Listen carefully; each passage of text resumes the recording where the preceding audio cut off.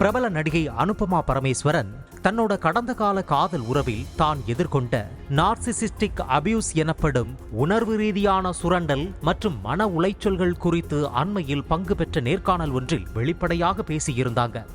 அதுல narcissistic person எப்படி இருப்பாங்க, இந்த நார்சிசிஸ்டிக் பர்சன் பிஹேவியர் எப்படி இருக்கும்னு விழிப்புணர்வை ஏற்படுத்துற மாதிரி விவரிச்சிருந்தாங்க. நார்சிசிஸ்ட் யாரு, அவங்களோட பிஹேவியர் எப்படி இருக்கும்னு இந்த வீடியோவுல பார்க்கலாம்.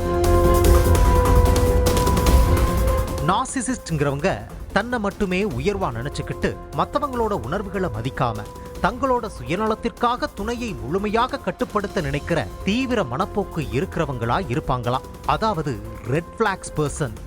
எல்லா தப்பையும் அவங்களே செஞ்சுட்டு அதுக்கெல்லாம் நீங்க தான் காரணம்னு உங்களையே குற்ற உணர்ச்சிக்குள்ளாக்குவாங்க. அதாவது உங்களோட சுய நம்பிக்கையை சிதைச்சிடுவாங்க.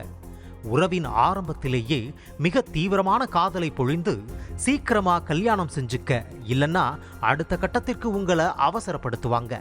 உங்க பக்க நியாயங்களையோ அல்லது உங்களோட மனவேதனைகளையோ அவங்க ஒருபோதும் புரிஞ்சுக்கவோ மதிக்கவோ மாட்டாங்க. தங்களை எப்போதும் மற்றவர்கள் பாராட்டி முதன்மைப்படுத்தணும்னு விரும்புவாங்களே தவிர துணையின் வளர்ச்சிக்கு ஒருபோதும் ஆதரவா இருக்க மாட்டாங்க. இதற்கான தீர்வுகள் என்னன்னு பார்க்கும்போது, நீங்க ஒரு நச்சுத்தன்மையான உறவுல இருக்கீங்கிறத முதல்ல முழுமையா உணர்வதே அதுல இருந்து மீள்வதற்கான முதல் படி.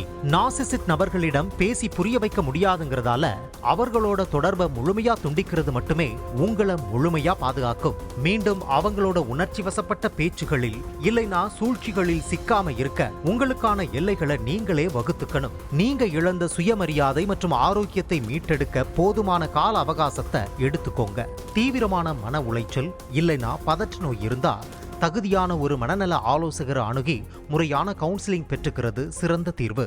உளவியல் ரீதியான இத்தகைய நச்சுத்தன்மை வாய்ந்த உறவுகளை ஆரம்பத்திலேயே கண்டறிந்து விலகுவதே மன அமைதிக்கு வழிவகுக்கும்.